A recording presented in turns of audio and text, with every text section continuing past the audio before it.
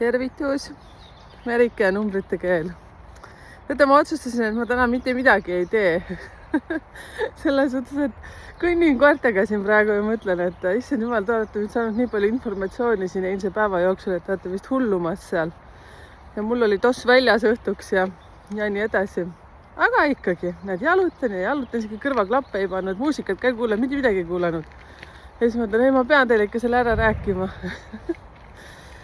Lihtsalt nii huvitav asi on. Teate, mõtlesin siin üldse nagu elu peale ja eile oli üks hästi tore selline vestlussaade inspiraatorite grupis Facebookis, ma ei tea, kes seal on.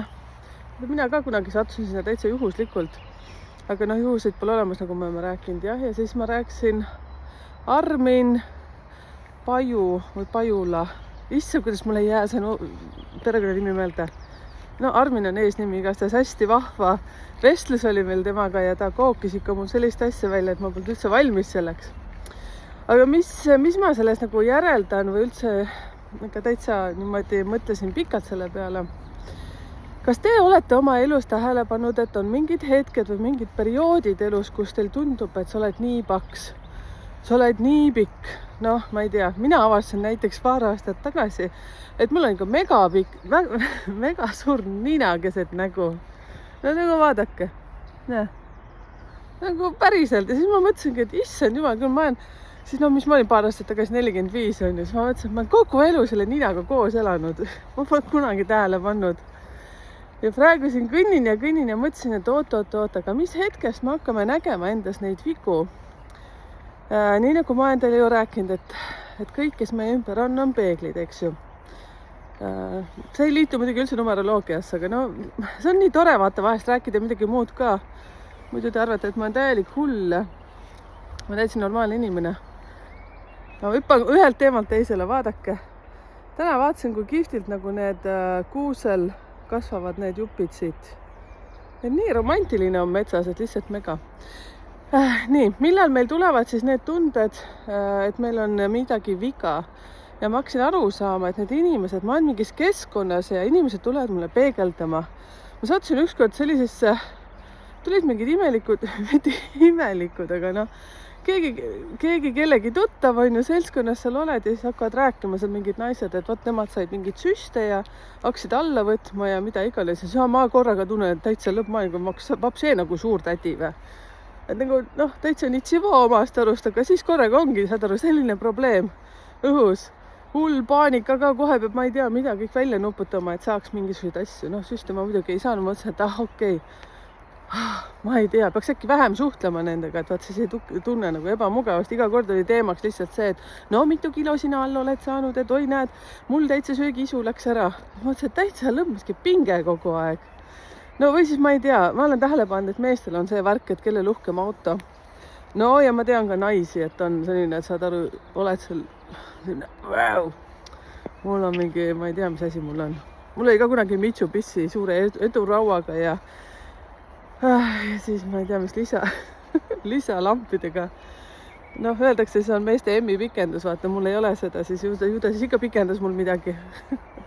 Aga tegelikult oli see täielik juhus, et ma selle auto sain ja siis loomulikult see, kes nägi ja kellel mis mõttemaailm oli, ta mõtles midagi muud. Nii, aga tippa-tappa igale poole, vaata selliste mõtetega ma täna siin metsas liigun.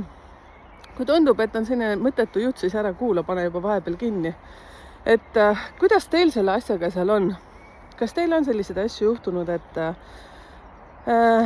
vahest nagu tunneb, et tohutu pinge on nagu räigelt peab trenni tegema ja siis mõtledki, et oot, mis seltskonnas ma liigun, sellepärast, et me ise ju kutsume need inimesed endale ellu on ju. Ja siis on see, et see pinge hakkab sellest tekkima, et kuskil keegi midagi nagu kogu aeg tõstatab teemat. Sest mingi periood justkui nagu rahulikult elan, mitte kuskilt mitte midagi nagu ei pitsita ja siis korraga täiega pinge peal. Nii, et tasub siis vaadata. Aga miks ma seda hakkasin rääkima, sest ma sain eile ühe sellise hästi vahva info. See oli üleeile pühapäeval olid mul lapsed külas ja siis istusime ja seal kõkutasime naerdapoistega. Mul on sellised lahedad poisid, ajavad ikka sellise naeru välja ja siis ma mõtlen, et issand jumal, kui nad nagu ei lõpeta oma üksteise kiusamist. Üks on 27, teine 20. Et selline lahe, et üks poistest on nagu hästi rahulik oma loomu poolest. ja teisel on kogu aeg sipelgapüksis. No siis vanemal on sipelgapüksis selline, kogu aeg tahaks krutskid visata. Teisalt on see naljakas ja ma ikka iga kord mõtlen, et no täitsa lõpp, et ma loodan, et te jääte kogu aeg selliseks lahedateks isadeks tulevikus oma poistele. Näete, ma juba manifesteerin, et neil tulevad pojad. No vahet pole. Nii, ja siis, mis ma kuulsin, mis informatsioon ja minu jaoks oli hästi lahe, et et kui sa ümbritsed ennast või sinu ellu, vaat see oli pigem nii, vaadake. Kui sinu ellu ootamatult tuleb inimene, kes on sündinud 8. päeval, 17. päeval või 26. Ehk siis kokku peaks olema 8. Ja üks koer on kadunud. Teate, ma teen praegu ühe nalja veel siia vahele. Ma ei tea, võib-olla tundub labane, aga sattusin ükskord kuulama. Poisid näitasid mulle, et see Anu saade, hommikusaade Anuga äkki või. Ja seal olid need poisid, kes teevad seda vanamehe häält. Ja mul tihti veel läheb see meelde, Pitsu tule süüa, Pitsu tule kohe süüa. Aga see oli kuidagi niimoodi, et see poiss pidi helistama vaata sinna panka. Ja siis rääkis midagi, et kus kohas on mingi pangaautomaat, kus raha saab sisse panna. Ai, lennuk tuleb. Issand, kui hea vaikus oli praegu mingi aeg. No võtta siis mu toast tuleb see tüübi suur.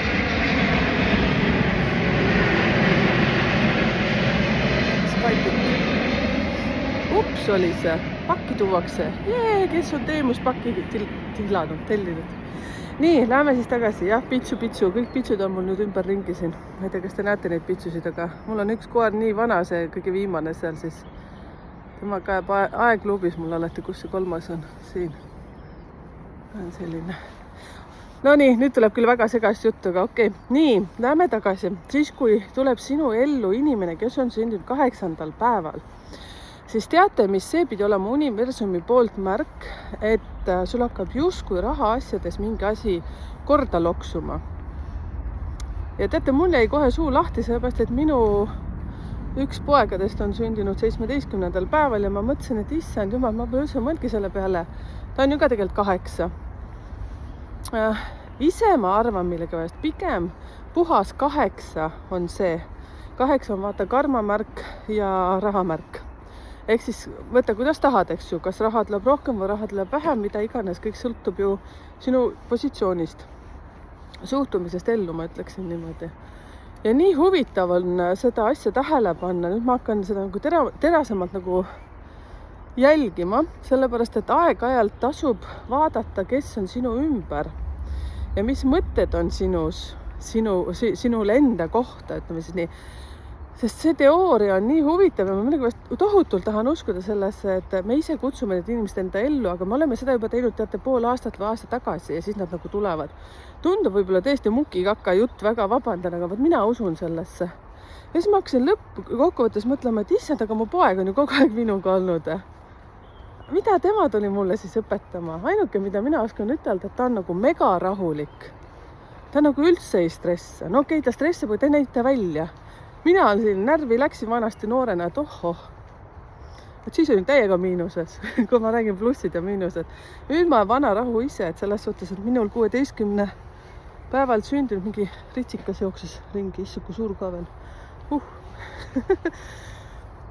Siis me oleme sellised super stressi olukorra tekitajad. Ma ei tea, kas sina 16, kas sa tead enda kohta seda, et me oskame 0-100 sellist kriisiolukorda tekitada ja siis 100-0 ka. Me oleme kriisiolukorra lahendajad, aga samas kriisiolukorra tekitajad ka.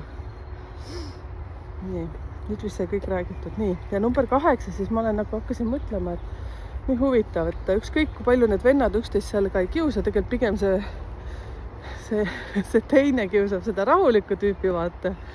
Siis ma mõtlen, et täitsa lõpp, ükski närv ei liigu ja siis kui ta ütleb ühe lause, siis on nagu korralikult öeldud ka. Vot, selline lugu täna. Tuli segamini lugu, aga neid segamini lugusid on ka vahest vaja, ei ole vaja kogu aeg olla seal numbrites kinni. Ehk siis tegelikult lõppkokkuvõttes on see, et jagage palun minuga ka seda, et mis teie elus on toimunud, kas te olete mõeld selle peale üldse, et kes on teie ümber ja kuidas nad sinna tulevad, miks nad sinna tulevad, kelle kaudu nad tulevad ja kas sul on tulnud sellist situatsiooni, vahet pole, kas sa oled mees või naine, et vahest mõtleb, et miks ma nagu niimoodi ennast tunnen. vot, ja siis saab alati ümber mõelda. Saab ümber reguleerida seda oma elu, sellepärast, et me ju ise oleme oma õnnesepad. Nii, väga hästi. Nüüd see kuule mulisetud kohe nii, et vahtu lendab sul nurkadest. Aga ootan kommentaare ja pigem selliseid toredaid vestluskommentaare, et pange siia alla jah, et ärge mulle kuhugi eraldi kirjutage, seepärast, et tore on vestelda kõik nii, et omavahel saaks vestelda. Ja no muidugi, kui sul on midagi väga isiklikku, pane mulle sinna meili, et numbritekeel@gmail.